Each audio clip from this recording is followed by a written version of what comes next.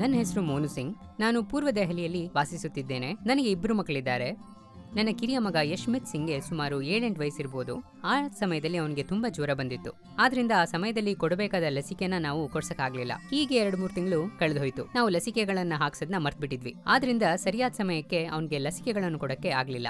ಒಂದು ದಿನ ಆಶಾ ಅವರು ನಮ್ಮ ಮನೆಗೆ ಬಂದ್ರು ಮತ್ತು ನಮ್ಮ ಮನೆಯ ಸಮೀಪದಲ್ಲಿದ್ದ ಅಂಗನವಾಡಿ ಕೇಂದ್ರದಲ್ಲಿ ಮಿಷನ್ ಇಂದ್ರಧನುಷ್ ಅಭಿಯಾನದ ಮೂಲಕ ನನ್ನ ಮಕ್ಕಳಿಗೆ ಲಸಿಕೆಗಳನ್ನ ಹಾಕ್ಸ್ಬೋದು ಅಂತ ನನಗೆ ತಿಳಿಸ್ಕೊಟ್ರು.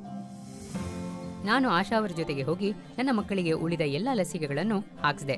ಈ ಸಮಯದಲ್ಲಿ ನನಗೆ ಲಸಿಕೆಗಳ ಪ್ರಾಮುಖ್ಯತೆ, ಮಕ್ಕಳಿಗೆ ಲಸಿಕೆಗಳು ಎಷ್ಟು ಮುಖ್ಯ ಅಂತ ನಾನು ಅರ್ಥ ಮಾಡಿಕೊಂಡೆ. ನನ್ನ ಮಕ್ಕಳಿಗೆ ವ್ಯಾಕ್ಸಿನೇಷನ್ ಸಂಪೂರ್ಣಗೊಳಿಸಿದಾದ್ಮೇಲೆ ನನ್ನ ಮಕ್ಕಳನ್ನು ಎಲ್ಲಾ ರೋಗಗಳಿಂದ ರಕ್ಷಿಸುತ್ತಿದ್ದೇನೆ ಮತ್ತು ಭವಿಷ್ಯದಲ್ಲಿ ಯಾವುದೇ ರೀತಿ ತೊಂದರೆ ಆಗೋದಿಲ್ಲ ಅಂತ ನನಗೆ ಸಂಪೂರ್ಣವಾಗಿ ಭರವಸೆ ಇದೆ.